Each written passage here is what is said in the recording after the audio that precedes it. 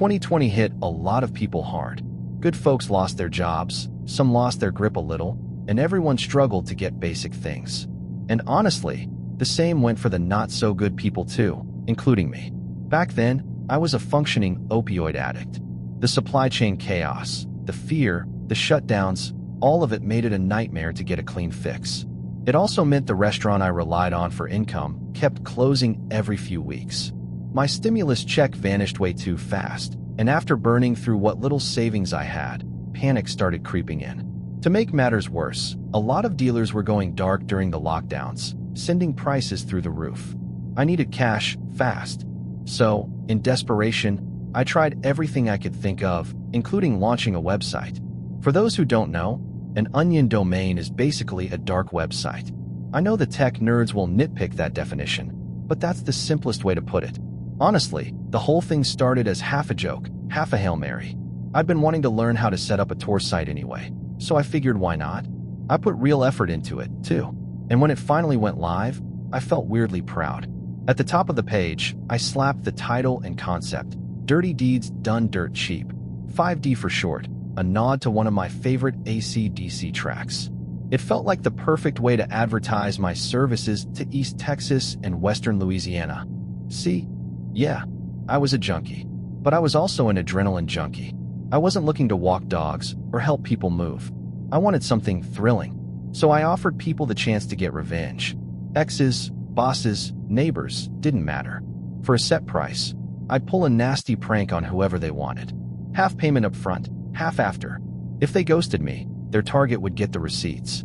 I didn't expect anyone to actually find the site.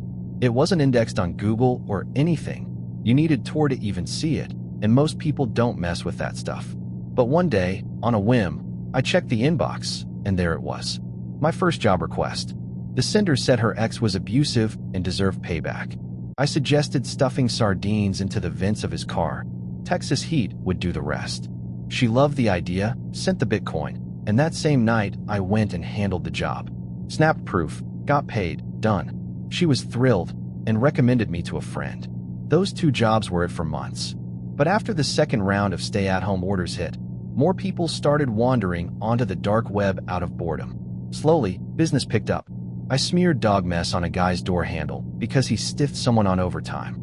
I covered a woman's house in bologna slices so the sun would ruin her paint. I rolled glitter into a driveway, sprayed herbicide onto a lawn to spell out a curse, and even coated a house with fish emulsion, something that makes a place smell like death for weeks.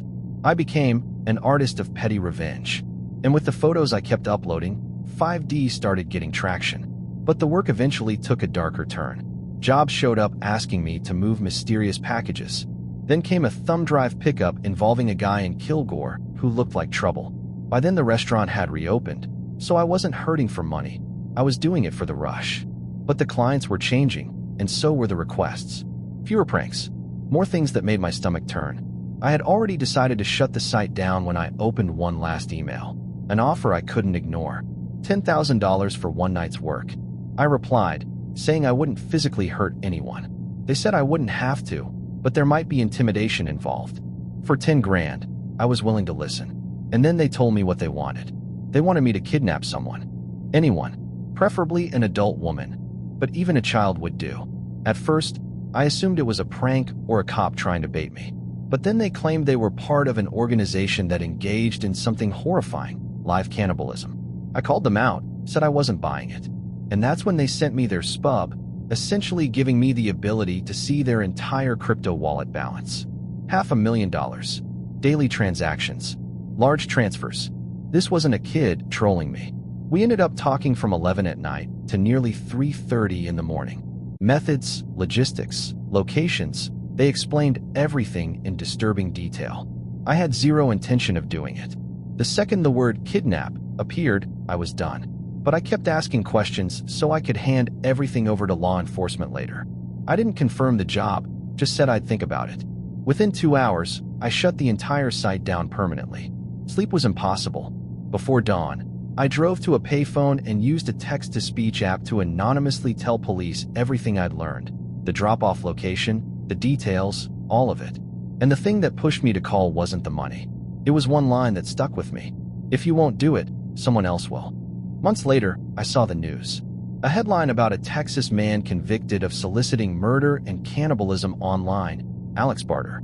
Same pitch, same methods, same twisted script. But he'd been arrested years before my interaction. So if he wasn't the one I'd been talking to, then who was?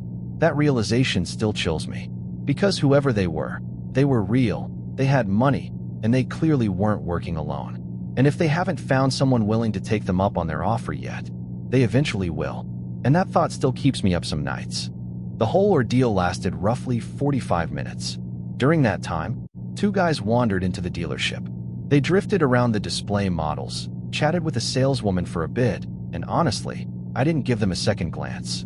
I was too wrapped up in my own excitement, smiling to myself while scrolling through photos of my freshly restored Bentley. Once the final documents were signed and they gave me a pickup date, I shook the salesman's hand, thanked him, pushed my chair back, and made my way toward the exit.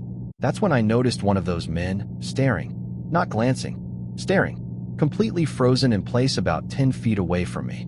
Growing up in London teaches you not to immediately lock eyes with someone who might be spoiling for trouble. So I kept my cool, thinking, "Mate, what's your problem?"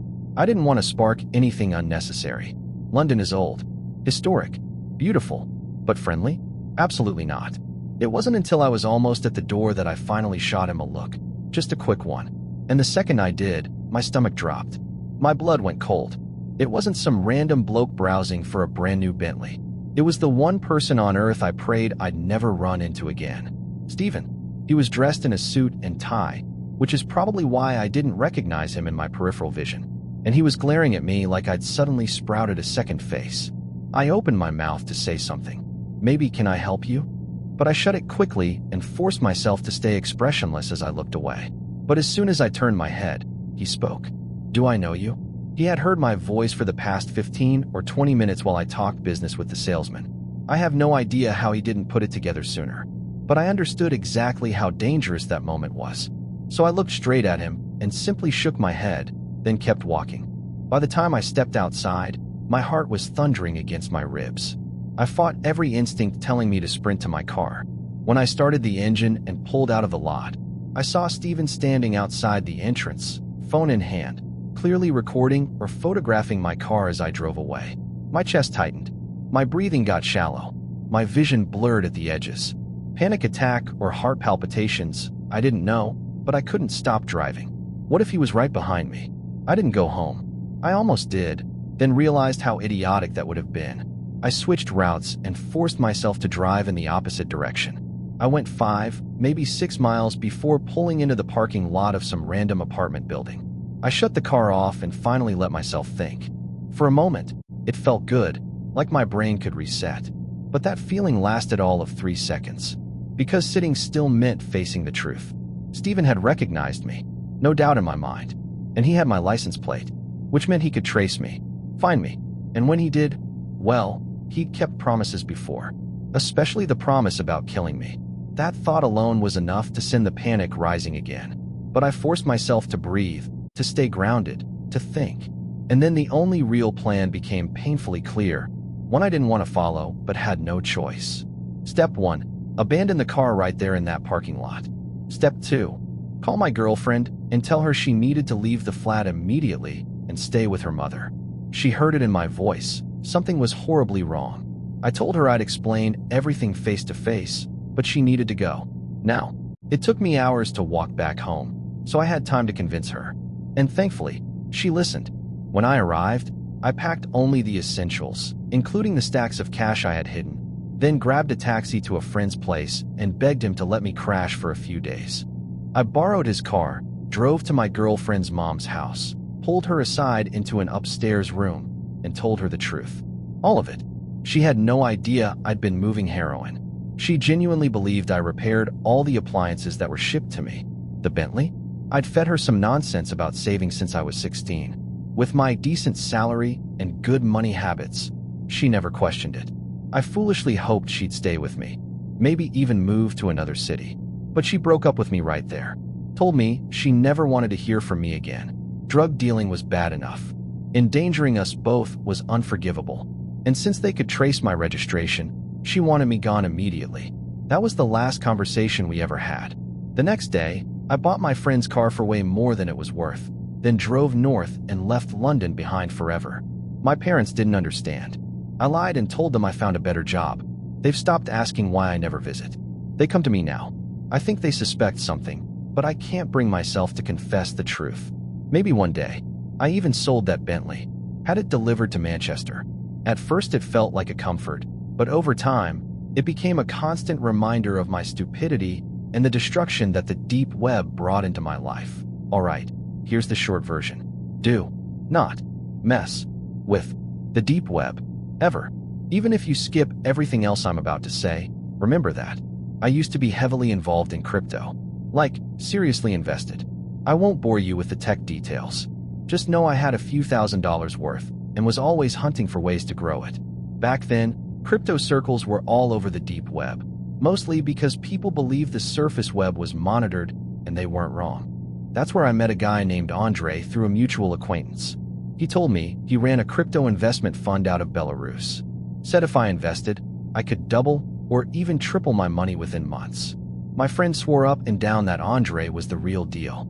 So after weeks of chatting and feeling him out, I wired him the same amount my friend had. And surprisingly, things looked good. Week after week, he showed me my investment growing. Slowly at first, but the numbers kept climbing, and eventually the total was way larger than what I felt comfortable risking. So I told him I wanted to cash out. He pushed back. Hard. Not threatening. Yet, but clearly not happy about me backing out. He told me if I waited just a little longer, I'd get tens of thousands instead of a few thousand. Tempting, sure, but risky as hell. I insisted on withdrawing, and then everything snapped. He sent me only the amount I originally invested. Everything else, gone. My account showed zero. That's when I realized I'd been scammed. I confronted my friend, the one who introduced us, and he flipped on me too. Told me I'd endangered the system and ruined it for everyone. He practically begged me to reinvest. That's when it hit me. He was in on it. No question. Then came the threats. He said Andre and his associates weren't people I wanted to upset. I figured my online security would protect me. I was wrong. They only needed one thing, my IP address. And I'm convinced my so-called friend handed it over. One night, my computer froze. An Internet Explorer window forced itself open, and something started downloading. I screamed no while yanking cables from the back, but it was too late. A few days after that, strange things started happening. I came home to find the window near my fire escape open, even though I knew I'd closed it. Nothing in the apartment was touched, but that was enough to send me packing. That same night, someone stole my car. A note appeared in my mailbox with one word: reinvest. I left immediately, stayed with my mom, reported my car stolen, ended my lease. Had to throw out every device I owned because I had no idea how compromised they were. Replacing everything took years. But the worst moment came when I returned on the final day of my lease to pick up the last of my things. As I walked to my mom's car, carrying clothes, a vehicle turned into the lot, accelerating directly toward me. I ducked behind a car just before it slammed into it. Then it sped off. That's when I finally told my mom everything. Call me a mama's boy. I don't care. But watching her go full protective mode was almost comforting. She sent me to live with my uncle out of state and made my dad teach her how to use his gun, just in case. Eventually, I managed to cash out what was left of my crypto and paid her back for helping me rebuild. But I'll never forget that feeling, knowing I could have been killed over some stupid crypto trap. To this day, I don't fully understand their operation. Maybe Andre used all our deposits to fake legitimacy, like a Ponzi scheme. Maybe they were laundering money. I don't know. What I do know is that whoever he worked with, they were dangerous. Dangerous enough to track me down. Dangerous enough to try to hurt me.